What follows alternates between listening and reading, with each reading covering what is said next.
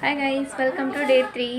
ಇವತ್ತು ನಾವು ಮುಂಬೈಯಿಂದ ನಾಸಿಕ್ ಹೋಗ್ತಾ ಇದ್ದೀವಿ. ಅಲ್ಲಿಂದ ಮಾರ್ನಿಂಗ್ ಬೇಗ ವೇಕಪ್ ಆಗಿಬಿಟ್ಟು ಎಲ್ಲ ರೆಡಿ ಆಗಿಬಿಟ್ಟು ಬಿಡ್ತಾ ಇದ್ದೀವಿ.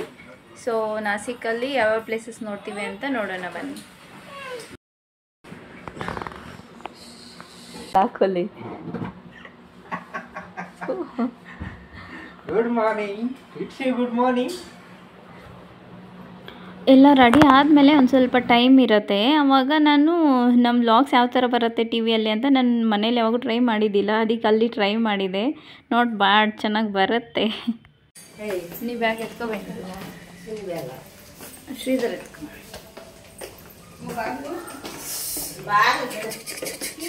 ಲಾಸ್ಟ್ ವ್ಲಾಗಲ್ಲಿ ಹೇಳಿದ್ನಲ್ವ, ನಮಗೆ ಹೋಟೆಲ್ ಅವರು ಕನ್ನಡದವ್ರು ಸಿಕ್ಕಿದ್ರು ಅಂತ ಹೇಳಿಬಿಟ್ಟು. ಸೊ ಇವರೇ ನಮಗೆಲ್ಲ ಗೈಡ್ ಮಾಡಿದ್ದು, ಅಲ್ಲಿ ಕ್ಯಾಬ್ಗೆಲ್ಲ ಹೆಲ್ಪ್ ಮಾಡಿದ್ದು. ಮತ್ತು ಹೋಟೆಲ್ ಓನರ್ ಕೂಡ ಮಂಡ್ಯದವ್ರಂತೆ. ಸೊ ನಮಗೆ ಹೆಲ್ಪ್ಫುಲ್ ಆಯಿತು ಅವ್ರು ಸಿಕ್ಕಿದ್ದು. ಅವ್ರ ಹತ್ರ ಮಾತಾಡಿಕೊಂಡು ಅವ್ರು ಬೆಂಗಳೂರಿಗೆ ಬಂದರೆ ಸಿಗ್ತೀನಿ ಅಂತ ಹೇಳಿದರು. ಮತ್ತು ಹೊರಡ್ತೀವಿ. ಫುಲ್ ಮಂಜು ಅಂದರೆ ಮಂಜು, ಫುಲ್ ಕವರ್ ಆಗೋಗಿರುತ್ತೆ. ರೋಡೇ ಕಾಣಿಸ್ತಾ ಇರಲ್ಲ ನೀಟಾಗಿ, ಅಷ್ಟು ಮಂಜಿರುತ್ತೆ. ಬೆಳಗ್ಗೆ ಒಂದು ಸ್ವಲ್ಪ ಬೇಗ ಅರೌಂಡ್ 6 o'clockಗೆಲ್ಲ 5:30ಗೋ ಬಿಟ್ಟಿರ್ತೀವಿ ನಾವು. ರೋಡ್ ಫುಲ್ ಕವರ್ ಆಗೋಗಿತ್ತು. ಒಂದು ಸ್ವಲ್ಪ ದೂರ ಮತ್ತೆ ಕ್ಲಿಯರ್ ಆಯಿತು. ಸನ್ಲೈಟ್ ಸ್ವಲ್ಪ ಬಂದ ಮೇಲೆ ಮತ್ತೆ ಕ್ಲಿಯರ್ ಆಯಿತು.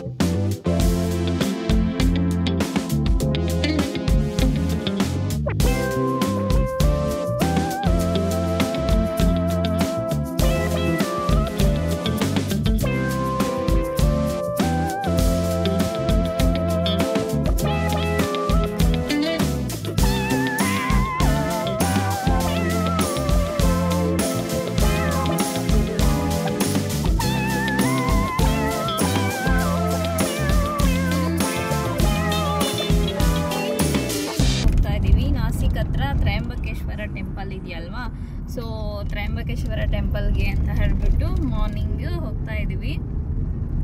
ಅರೌಂಡ್ 6 o'clock ಹಂಗೆ ಮುಂಬೈ ಬಿಡ್ತೀವಿ.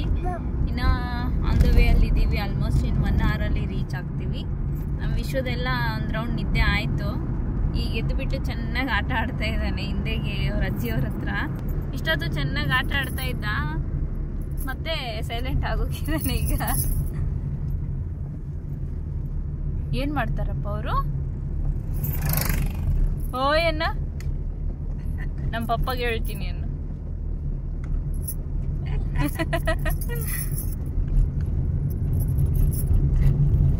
ವಿಶು ವಿಶು ಅಂತ ಹೆಂಗ್ ಕರೆಯೋದು? ಯಾರು ವಿಶು? ನಿದ್ದೆ ಎದ್ದು ಡ್ರೈ ಫ್ರೂಟ್ ಲಡ್ಡು ಕೊಟ್ಟಿದ್ದೆ, ತಿಂತಾ ಇದ್ದ. ನಮ್ಮಮ್ಮ ವಿಶು ಅಂತ ಕರೆದ್ರೆ ಅವನು ವಿಶು ಅಂತ ಕರೀತಾ ಇದ್ದಾನೆ.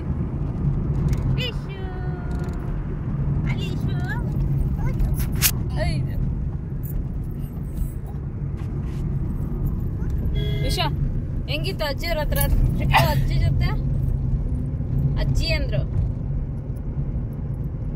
ವಿಶ್ ಪ್ಯಾಂಟ್ ಗಾಡಿದಾರ ಟ್ಯಾಗ್ ಮಾಡ್ಕೊಂತ ಬಿಸಿ ಆಗೋದ.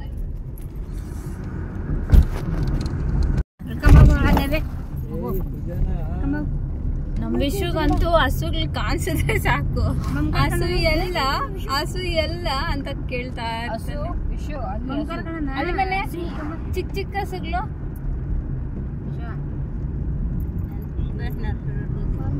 ಇಷ್ಟು ಮಾತ್ರ ನೀರು ಇದ್ದೇ ಫಸ್ಟ್ ನೋಡ್ತಾ ಇರೋದು. ಆಲ್ಮೋಸ್ಟ್ ಒಂದು 400 kilometers ಎಂಟ್ರಿ ಆದಾಗಿಂದ ಕರ್ನಾಟಕ ಬಿಟ್ಟು ನೀರೇ ನೋಡಿಲ್ಲ ನಾವು. ಇದೇ ಫಸ್ಟ್ ಟೈಮ್ ನೋಡ್ತಾ ಇರೋದು ಕೆರೆ ನೀರು. ಗ್ಲಾಸ್ ಎಷ್ಟು ಪೈನಕ್ಕೆ ಪಟ್ಕೋ.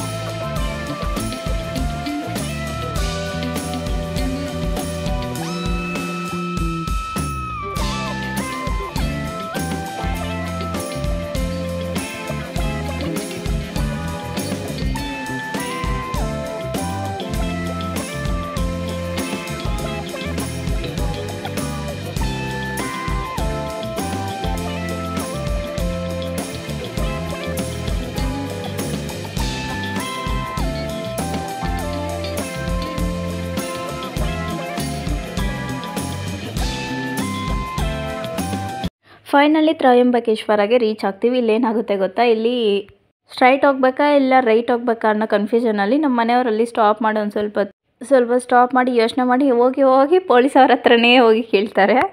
ಅದ್ರ ಜಸ್ಟ್ ಒಂದು 100 ಮೀಟರ್ಸ್ ಬ್ಯಾಕೇ ನಾವು CNG ಹಾಕ್ಸ್ಬೇಕು ಅಂತ ಹೇಳಿಬಿಟ್ಟು ಅವರು ಇಳಿದು ಹೋಗಿ ಬಂದಿರ್ತಾರೆ. ಸೊ ಅವಾಗ ಸೀಟ್ ಬೆಲ್ಟ್ ಹಾಕಿರಲ್ಲ. ಅವರು ಹೋಗಿದ ತಕ್ಷಣ ಇಳಿರಿ ಅಂತ ಹೇಳಿದ್ರು. ಫೈನ್ ಹಾಕಕ್ಕೆ ಹಿಡಿದ್ರು. ಎಷ್ಟು ಹೇಳಿದ್ರು ಕೇಳಲೇ ಇಲ್ಲ. ಜಸ್ಟ್ ಇವಾಗ ತಾನೇ ರಿಮೂವ್ ಮಾಡಿದ್ವಿ, ಏನು ಹೇಳಿದ್ರು ಕೇಳಿಲ್ಲ, ಫೈನ್ ಹಾಕಿದ್ರು. ನಮ್ಮ ಕರ್ನಾಟಕ ಗಾಡಿ ಎಲ್ಲಿ ಕಾಣಿಸಿದ್ರು, ಎಲ್ಲಿ ಟ್ರಾಫಿಕ್ ಪೊಲೀಸರ್ಸ್ ಇದ್ರೂ ಸ್ಟಾಪ್ ಮಾಡ್ತಾಯಿದ್ರು. ಏನು ಮಾಡೋಕ್ಕಾಗಲ್ಲ, ನಾವು ಸೀಟ್ ಬೆಲ್ಟ್ ಹಾಕಿಲ್ಲ, ನಮ್ಮದೇ ತಪ್ಪು ಅಂತ ಹೇಳ್ಬಿಟ್ಟು ನಾವು ಬಂದುಬಿಟ್ರಿ. ಮತ್ತು ಟೆಂಪಲ್ ಹತ್ತಿರದಲ್ಲೇ ನಾಮಗ್ಲಾಗ್ತಾರಲ್ಲ, ಬೊಟ್ಟು ಹಿಡ್ತಾಯಿದ್ರು. ಸೊ ಅದೊಂಥರ ಚೆನ್ನಾಗಿತ್ತು, ಹಿಡ್ಕೊಬೇಕಂತ ಅನ್ನಿಸ್ತು. ಸೊ ಹಿಡ್ಕೊತಾ ಇದ್ದೆ. ನಾನು ರೆಕಾರ್ಡ್ ಮಾಡುವಂತೆ ನಮ್ಮ ಮನೆಯವ್ರಿಗೆ ಕೊಟ್ಟಿದ್ದೆ, ಫೋನ್ ಅವ್ರು ರೆಕಾರ್ಡ್ ಮಾಡಿದ್ದಿಲ್ಲ. ಸೊ ಮತ್ತೆ ಅವರು ಇರಲಿ ಪರವಾಗಿಲ್ಲ ಬಾಮ, ಮತ್ತೆ ಇನ್ನೊಂದು ಸರಿ ಇಡ್ತೀನಿ, ರೆಕಾರ್ಡ್ ಮಾಡ್ಕೊಳಿ ಅಂತ ಹೇಳಿಬಿಟ್ಟು ಮತ್ತೆ ಕರೆದು ಮತ್ತೆ ಇಡ್ತಾ ಇರ್ತಾರೆ ಇವರು. ಅವರು ಕಾಮೆಂಟ್ ಮಾಡ್ತಾ ಇರ್ತಾರೆ ಹಿಂದಿಯಲ್ಲೇ, ಅದಕ್ಕೆ ನಾನು ಅಗಿತಾ ಇರ್ತೀನಿ. ಮತ್ತು ಇಲ್ಲೇನಾಯಿತು ಗೊತ್ತಾ, ಆಚೆಯಿಂದ ಏನು ರಶ್ ಏನು ಅನಿಸಿಲ್ಲ. ಸೊ ಫ್ರೀ ದರ್ಶನದಲ್ಲೇ ಹೋಗೋಣ ಅಂತ ಹೇಳ್ಬಿಟ್ಟು ಹೋಗ್ತೀರಿ, ಬಟ್ ಹೆವಿ ರಶ್ ಇರುತ್ತೆ. ಇಲ್ಲಿ ಸ್ಪೆಷಲ್ ದರ್ಶನಕ್ಕೆ ಹೋಗ್ಬೇಕಾದ್ರೆ ನಾವು ಪಾರ್ಕಿಂಗ್ ಏರಿಯಾದಲ್ಲಿ ಪಾರ್ಕ್ ಮಾಡ್ತೀವಲ್ಲ ವೆಹಿಕಲ್ಸು, ಅಲ್ಲೇ ಕೊಡ್ತಾರಂತೆ. ಅಲ್ಲಿ ವಿಷ್ಣು ನಿವಾಸ ಅಂತ ಒಂದು ಬಿಲ್ಡಿಂಗ್ ಇತ್ತು. ಸೊ ಅಲ್ಲಿ ನಾವು ರಿಜಿಸ್ಟರ್ ಮಾಡಿಕೊಂಡು ಹೋಗಬೇಕಂತೆ. ನಮಗೆ ಗೊತ್ತಿದ್ದಿಲ್ಲಲ್ಲ. ಸೊ ಡೈರೆಕ್ಟ್ ನಾವು ಟೆಂಪಲ್ ಹತ್ರ ಹೋಗಿರ್ತೀವಿ, ಮತ್ತೆ ಅಲ್ಲಿಂದ ಬಂದು ಮತ್ತೆ ಇಲ್ಲಿ ಪಾರ್ಕಿಂಗ್ ಹತ್ರ ಸ್ಪೆಷಲ್ ದರ್ಶನದ್ದು ಟಿಕೆಟ್ಸ್ ತಗೊಂಡು ಮತ್ತೆ ವಾಕ್ ಮಾಡ್ಕೊಂಡು ಹೋಗ್ತಾ ಇರ್ತೀವಿ. ಅರೌಂಡ್ 1 ಕಿಲೋಮೀಟರ್ ಇರುತ್ತೆ ಅದು. ಸೊ ಇಫ್ ಅಟ್ಟಾಲ್ ಯಾರಿಗಾದ್ರೂ ಈ ವಿಡಿಯೋ ಯೂಸ್ಫುಲ್ ಆಗುತ್ತೆ ಅಂತಂದರೆ ನೀವು ಫಸ್ಟೇ ಸ್ಪೆಷಲ್ ಎಂಟ್ರಿಗೆ ಹೋಗಬೇಕು ಅಂತಂದರೆ ಅಲ್ಲಿ ಟಿಕೆಟ್ಸ್ ತಗೊಂಡೋಗಿ ಬೆಟರ್. ಮತ್ತೆ ವಾಪಸ್ ಬಂದು ಹೋಗೋದು ಕಷ್ಟ ಆಗುತ್ತೆ. ಇಲ್ಲಿ ಸ್ಪೆಷಲ್ ಎಂಟ್ರಿಯಲ್ಲಿ ಹೋದ್ರೂ ನಮಗೆ 3 ಅವರ್ಸ್ ಆಯಿತು ದರ್ಶನ ಆಗೋದು. ಸ್ಟಾರ್ಟಿಂಗಲ್ಲಿ ಫುಲ್ ಖಾಲಿ ಇತ್ತು. ಸೊ ಎಲ್ಲ ಹಿಂಗೆ ಇರುತ್ತೆ ಅಂತ ಹೋದ್ರಿ, ಬಟ್ ಒಂದು ಸ್ವಲ್ಪ ದೂರ ಹೋದ್ಮೇಲೆ ಮತ್ತೆ ಸ್ಟಕ್ ಆಗಿತ್ತು, ಸ್ಟಾಪ್ ಮಾಡಿದರು. ವಿಶುಗಂತೂ ಇಂಥ ಕಂಬಿಗಳೇನಾದರೂ ಸಿಕ್ಕಿದ್ರೆ ಫುಲ್ಲು ಅದರಲ್ಲಿ ಒಳಗಡೆ ತುರೋದು ಮತ್ತೆ ಬರೋದು, ಆ ಥರ ಫುಲ್ ಎಂಜಾಯ್ ಮಾಡ್ತಾನೆ. ಎಲ್ಲಿ ಈ ಥರ ಇದ್ರೂ ಅದೇ ಆಟ ಅವನು. ಫುಲ್ಲು ಎಲ್ಲಂದರೆ ಅಲ್ಲಿ ಹೋಗ್ತಾ ಇರ್ತಾನೆ, ಮತ್ತೆ ಬರ್ತಾ ಇರ್ತಾನೆ. ನನಗೆ ಎಲ್ಲಿ ತಪ್ಪೋಗ್ತಾನೆ ಅಂತ ಭಯ. ನಮ್ಮನೆಯವ್ರು ಎಲ್ಲಿ ಹೋಗಲ್ಲ, ಆರಾಮಾಗಿ ಕೂತ್ಕೋ ಅಂತ ಹೇಳ್ತಾ ಇರ್ತಾರೆ.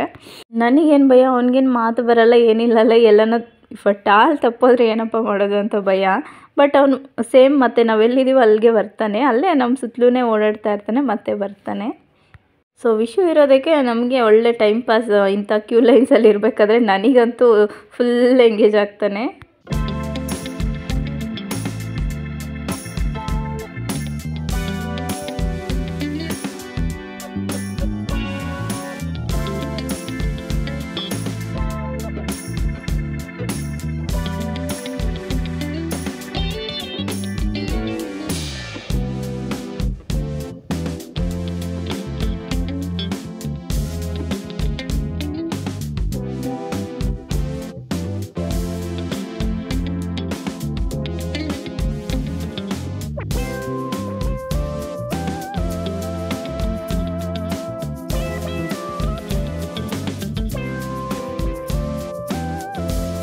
ಜ್ಯೋತಿರ್ಲಿಂಗಗಳಲ್ಲಿ ನಾನು ವಿಸಿಟ್ ಮಾಡಿರೋ ಫಸ್ಟ್ ಜ್ಯೋತಿರ್ಲಿಂಗ ಇದೆ ತ್ರಯಂಬಕೇಶ್ವರ. ಈ ಜ್ಯೋತಿರ್ಲಿಂಗದ ಬಗ್ಗೆ ಹೇಳಬೇಕು ಅಂತಂದರೆ ಇದು ಎಲ್ಲ ಜ್ಯೋತಿರ್ಲಿಂಗಗಳಲ್ಲಿ ವಿಭಿನ್ನವಾದಂಥ ಜ್ಯೋತಿರ್ಲಿಂಗ ಅಂತ. ಇಲ್ಲಿ ಬ್ರಹ್ಮ ವಿಷ್ಣು ಮಹೇಶ್ವರ ಮೂವರು ಒಂದೇ ಲಿಂಗದಲ್ಲಿ ಉದ್ಭವವಾಗಿರ್ತಾರೆ. ಮತ್ತು ಈ ಲಿಂಗ ನಾರ್ಮಲಾಗಿ ಎಲ್ಲ ಕಡೆ ಲಿಂಗ ಮೇಲೆ ಕಾಣಿಸುತ್ತೆ, ಇಲ್ಲಿ ಒಳಗಡೆಗಿರುತ್ತೆ, ಭೂಮಿ ಲೇಯರ್ಗಿಂತ ಇನ್ನು ಒಳಗಡೆಗೆ ಲಿಂಗ. ಸೊ ಇಲ್ಲಿ ನಾವು ಹೋಗ್ತಾ ಇರಬೇಕಾದ್ರೆ ಕ್ಯೂ ಲೈನಲ್ಲಿದ್ದಾಗ ಅಭಿಷೇಕ ಮಾಡ್ತಾ ಇದ್ರು. ಅಲ್ಲಿ ಆ್ಯಕ್ಚುಲಿ ಅಭಿಷೇಕ ಮಾಡ್ತಾ ಇರೋರು ಅಘೋರಿ. ನನಗೆ ಅದು ಡಿಸ್ಪ್ಲೇಯಲ್ಲಿ ನೋಡ್ತಾ ಇದ್ರೆ ನಂಗೆ ಅನಿಸೇ ಇಲ್ಲ. ಮತ್ತು ನಾವು ದರ್ಶನಕ್ಕೆ ಹೋಗ್ತೀವಲ್ವಾ, ಅವಾಗ ನೋಡಿದ್ರೆ ಗೊತ್ತಾಗುತ್ತೆ ನಾನು ನಾರ್ಮಲ್ ಪೂಜಾರಿ ಮಾಡ್ತಾ ಇರ್ತಾರೆ ಅಂತ ಅಂದ್ಕೊಂಡೆ. ಬಟ್ ಅಲ್ಲ, ತುಂಬ ಹೊತ್ತು ವೆಯ್ಟ್ ಮಾಡಿದ್ದಾದಮೇಲೆ ಬಿಡ್ತಾ ಇದ್ದಾರೆ. ಇಲ್ಲೇನಾಗುತ್ತೆ ಅಂದರೆ ಇವಾಗ ತಾನೇ ಜಸ್ಟ್ ಬಿಟ್ಟಿರ್ತಾರೆ, ಮತ್ತು ಒಳಗಡೆ ಅಭಿಷೇಕ ಮಾಡ್ತಾ ಇರ್ತಾರಲ್ಲ, ಸೊ ದೇವ್ರ ಮುಖವಾಡ ಇಡಬೇಕು ಅಂತ ಹೇಳಿಬಿಟ್ಟು ಕ್ಲೋಸ್ ಮಾಡ್ತಾರೆ. ಒಳಗಡೆಗೆ ಬಿಡ್ತಾರೆ, ಸೊ ಅಷ್ಟರಲ್ಲೇ ಕ್ಲೋಸ್ ಮಾಡಿಬಿಡ್ತಾರೆ. ನಮ್ಮವರೆಗೂ ಎಲ್ಲರೂ ದರ್ಶನ ಆಗುತ್ತೆ, ಮತ್ತು ನಾವು ವೆಯ್ಟ್ ಮಾಡ್ತಾ ಇರ್ತೀವಿ. ನೆಕ್ಸ್ಟ್ ನಾವೇ ಹೋಗ್ಬೇಕಿರುತ್ತೆ, ಬಟ್ ಅಲ್ಲಿಗೆ ಸ್ಟಾಪ್ ಮಾಡ್ತಾರೆ. ಸೊ ನಾವು ಅಲ್ಲಿ ದೇವ್ರ ಗರ್ಭಗುಡಿ ಮುಂದೆನೇ ಕೂತ್ಕೊಂಡಿರ್ತೀವಿ ವೆಯ್ಟ್ ಮಾಡ್ತಾ. ಒಂದು 15 ಮಿನಿಟ್ಸ್ ವೆಯ್ಟ್ ಮಾಡ್ತಾ ಇರ್ತೀವಿ. ಮತ್ತು ಇಲ್ಲಿ ಮುಂದೆನೇ ಅಭಿಷೇಕ ಎಲ್ಲ ಮಾಡಿಸೋದಕ್ಕೆ ಪೂಜಾರಿಗಳೆಲ್ಲ ಇದ್ದರು. ಅವರು ರುದ್ರಾಭಿಷೇಕ ಎಲ್ಲ ಏನೇನೋ ಅಭಿಷೇಕ ಮಾಡ್ತೀವಿ, ನೀವೇನಾದರೂ ಮಾಡಿಸ್ಬೇಕು ಅಂತಂದರೆ ಬನ್ನಿ ಅಂತ ಹೇಳಿ ಕರೀತಾಯಿದ್ರು. ಬಟ್ ನಾವೇನು ಮಾಡ್ಸೋಕ್ಕೆ ಹೋಗಿಲ್ಲ, ಮಾಡಿಸೋರೆಲ್ಲ ಮಾಡಿಸ್ತಾಯಿದ್ರು. ಇದು ಏನಿದೆ ಟೆಂಪಲ್ ಫುಲ್ಲು ಫುಲ್ ಕಪ್ಪು ಬಂಡೆ ಥರ ಇತ್ತಲ್ಲ, ಸೊ ಆ ಥರ ಇತ್ತು. ಈ ಪೂಜೆ ಎಲ್ಲ ಒಳಗಡೆ ಆದಮೇಲೆ ದರ್ಶನಕ್ಕೆ ಬಿಡ್ತಾರೆ. ಸೊ ಫಸ್ಟು ಹೋಗಿದ್ದೆ ನಾನು ಹೋಗ್ತೀನಿ, ಫಸ್ಟ್ ವಿಷಯನ ಎತ್ಕೊಂಡು ಹೋಗ್ತೀನಿ. ಸೊ ಯಾರೂ ಇರೋದಿಲ್ಲ, ಫ್ರೀಯಾಗಿರುತ್ತೆ. ಫಸ್ಟ್ ಅವರು ಸ್ಕ್ರೀನ್ ತೆಗೆದ ತಕ್ಷಣ ಅಲ್ಲಿ ಗೋರಿ ಅವರು ಹೂವು ಲಿಂಗದ ಮೇಲೆ ಚೆಲ್ಲೋ ಥರ ಹಿಂಗೆ ಎದ್ದೇಳ್ತಾರೆ. ನನಗಂತೂ ಬೂಸ್ ಬಂಪ್ಸ್ ಬಂದುಬಿಡುತ್ತೆ. ಯಪ್ಪ, ಎಷ್ಟು ವೈಬ್ ಅಂತಂದರೆ ಜ್ಯೋತಿರ್ಲಿಂಗಗಳ ದರ್ಶನ ಇಷ್ಟು ಪವರ್ಫುಲ್ ಆಗಿರುತ್ತೆ ಅಂತ ಅನ್ನಿಸ್ತು ನನಗಂತೂ. ನಾರ್ಮಲಾಗಿ ಕೆಲವೊಂದು ಕಡೆ ಹೋದಾಗ ನಂಗೆ ಅದೇ ಥರ ಫೀಲ್ ಬರುತ್ತೆ, ತುಂಬ ಚೆನ್ನಾಗಿ ಅನಿಸುತ್ತೆ ದೇವಸ್ಥಾನಗಳ ದರ್ಶನ ಆದಮೇಲೆ. ಅಷ್ಟೊತ್ತು ವೆಯ್ಟ್ ಮಾಡಿ ದರ್ಶನ ಮಾಡ್ಕೊಂಬಂದಿದ್ದಕ್ಕೂ ಸಾರ್ಥಕಪ್ಪ ಅನಿಸ್ತು. ನಮ್ಮ ತಿರುಪತಿಗೆ ಹೋದಾಗ ಅಷ್ಟೊತ್ತು ವೆಯ್ಟ್ ಮಾಡಿ ದರ್ಶನ ಮಾಡ್ಕೊಂಬರ್ತೀವಲ್ಲ, ಲೈಕ್ ಫ್ಯೂ ಸೆಕೆಂಡ್ಸಿಗೆ ದರ್ಶನ ಆಗೋದು. ಬಟ್ ಅದೊಂಥರ ದರ್ಶನ ಆದಮೇಲೆ ನಮಗೆ ನಾವೇ ಒಂಥರ ಚೆನ್ನಾಗಿ ಅನಿಸುತ್ತೆ. ಸೊ ಆ ಥರ ಇಲ್ಲಿ ನನಗೆ ಅದೇ ಥರ ಆಯಿತು. ಮತ್ತು ಇಲ್ಲಿ ಗರ್ಭಗುಡಿ ಒಳಗಡೆಗಿರುತ್ತೆ. ಆವಾಗಲೇ ನಾನು ಹೇಳಿದ್ನಲ್ವ, ಬ್ರಹ್ಮ ವಿಷ್ಣು ಮಹೇಶ್ವರ ಮೂವರು ಒಂದೇ ಲಿಂಗದಲ್ಲಿ ಉದ್ಭವವಾಗಿರ್ತಾರೆ ಅಂತ ಹೇಳಿಬಿಟ್ಟು.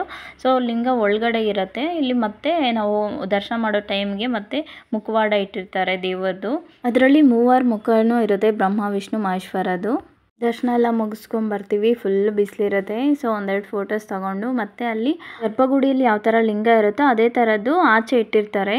ನಾವು ಗರ್ಭಗುಡಿಯಲ್ಲಿ ಹೋಗಿ ಮುಟ್ಟಿ ನಮಸ್ಕಾರ ಹಾಕ್ಕೊಂಬರೋದಕ್ಕಾಗಲ್ವಲ್ಲ, ಸೊ ಅವರು ಆಚೆ ಇಟ್ಟಿದ್ದಾರೆ ಸೇಮ್ ಎಕ್ಸಾಕ್ಟ್ ಅದೇ ಥರ. ಸೊ ಅಲ್ಲಿ ಕೂಡ ಹೋಗಿ ನಾವು ಮುಟ್ಟಿ ಬ್ರಹ್ಮ ವಿಷ್ಣು ಮಹೇಶ್ವರ ಅಲ್ಲಿ ಮೂವರು ಚಿಕ್ಕ ಚಿಕ್ಕ ಲಿಂಗ ಉದ್ಭವ ಆಗಿರುತ್ತಲ್ಲ, ಸೊ ಅದನ್ನು ಮುಟ್ಟಿ ನಮಸ್ಕಾರ ಹಾಕ್ಕೊಂಬರ್ಬೋದು. ಸೊ ಅಲ್ಲಿ ಹೋಗಿ ಎಲ್ಲ ಅಲ್ಲಿ ಇದ್ದಿದ್ದ ಟೆಂಪಲ್ಲಿನ ಚಿಕ್ಕ ಚಿಕ್ಕ ದೇವಸ್ಥಾನಗಳಿತ್ತು. ಸೊ ಅದನ್ನೆಲ್ಲ ನೋಡಿಕೊಂಡು ನಾವು ಮತ್ತೆ ಆಚೆಗೆ ಹೋಗ್ತೀವಿ. ನಾನು ಲಾಸ್ಟ್ ಲಾಗಲ್ಲೇನು ಹೇಳಿದ್ನಲ್ವ, ಲೈಕ್ ಗರ್ಭಗುಡಿಯಲ್ಲಿ ಏನು ನಡೀತಾ ಇರುತ್ತೆ ಅದು ಲೈವು ಆಚೆ ಸ್ಕ್ರೀನಲ್ಲಿ ಕಾಣಿಸ್ತಾ ಇರುತ್ತೆ, ಲೈಕ್ ಟಿ ವಿಯಲ್ಲಿ ಹಾಕಿರ್ತಾರೆ ಅಂತ ಹೇಳಿಬಿಟ್ಟು. ಅದು ತುಂಬ ಚೆನ್ನಾಗಿ ಅನ್ನಿಸ್ತು ನನಗೆ. ಎಲ್ಲ ಕಡೆ ಆಲ್ಮೋಸ್ಟ್ ಎಲ್ಲ ಕಡೆ ಅದೇ ಥರ ಇದೆ. ಮತ್ತು ಇಲ್ಲಿ ದರ್ಶನ ಮುಗಿಸ್ಕೊಂಡು ಬಂದಮೇಲೂ ನಾನು ಅದನ್ನು ಕಡೆ ಗರ್ಭಗುಡಿಯಲ್ಲಿ ನಡೀತಾ ಇರೋದು ಲೈವ್ ಅಲ್ಲಿ ಡಿಸ್ಪ್ಲೇಯಲ್ಲಿತ್ತು ರೋಡಲ್ಲಿ. ಸೊ ಅದನ್ನು ರೆಕಾರ್ಡ್ ಮಾಡೋಕೆ ಹೋದರೆ ಬಟ್ ಅದು ಫೋನಲ್ಲಿ ಚೆನ್ನಾಗಿ ಬರ್ತಾ ಇದ್ದಿಲ್ಲ. ಸೊ ಇದಾಗಿದ್ದು ನಮ್ಮ Trimbakeshwar log. Thank you for watching. If you like the video please like, share and subscribe for more videos.